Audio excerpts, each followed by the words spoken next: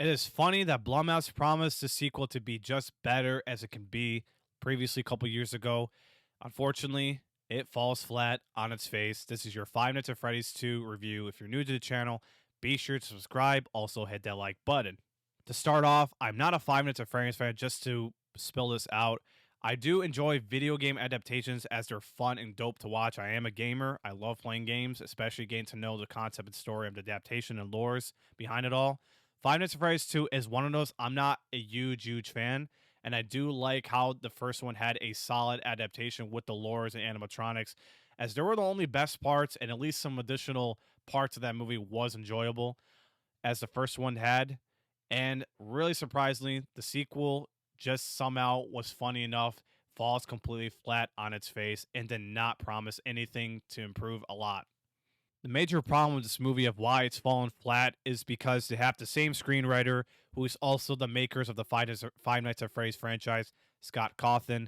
Really unfortunate to say that as much as he's good in making the lores and story of Five Nights, in terms of screenwriting, he does not know what the hell he's doing. He just gave us one of the most laughable dialogues and fallen flat characterization plot stories I ever seen in a movie in a long time, and it just completely ruins the experience of this movie outside of this faithfulness. Even for a horror movie, it does surprisingly lack the intensity jump scares, because when I watched the first Five Nights at Freddy's years ago, I was pretty much almost tense at heart at best when it comes to jump scares. And in the sequel, I kind of went in this movie like I wasn't even afraid or scared, because all the jump scares in this movie, besides at least a couple that got me, really are predictable at times. So it's not even like worth noticing how scary or creative the jump scares are compared to other horror movies, which is really a shame to say that Five Nights 2 just lacks the unpredictability of jump scares. The characters and storyization is nothing to be said and is nothing much to talk about. It is flattened all over, and somehow the sequel really got pretty bad for the most of it that did not able to deliver what Blumhouse really wants it to be. If Blumhouse can able to move on from Scott Cawthon or somehow get somebody to work with him and work around the storyization of this movie, it could have been a lot more better 5 times at least, and it just did not happen to be this way. They brought the same guy coming back and just didn't work out. Now, if we're talking human cast of this movie, the only one that was serviceably only was Josh Hutcherson.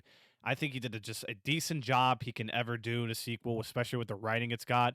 But everyone else from the last one and some of the new characters just were pretty bland and boring and flat. It just did not do anything to justify or gravitate the story as it could be. Just really unfortunate.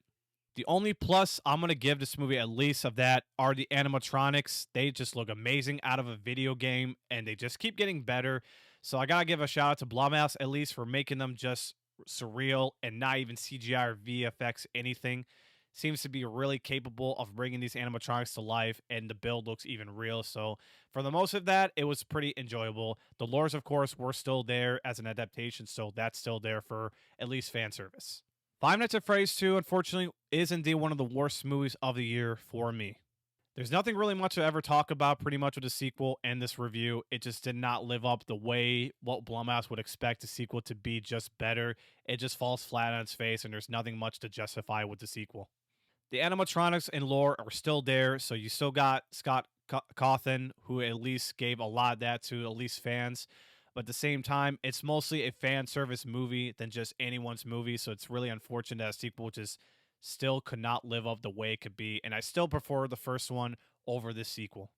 At the same time, this movie only caters to fans, so if you're a Five Nights at Freddy's fan, you could obviously love this movie a lot more to your liking, but everyone else outside the fan base of this movie, and myself included, a lot of people will agree and to say that it's one of the worst movies of the year or one of the worst movies of all time. I won't say it's one of the worst movies of all time, but it is a bad sequel and just did not live up to the best. And be sure to know that there is a sequel coming out for sure, as it's already a box office hit and it's already promising what's next at the end of the movie.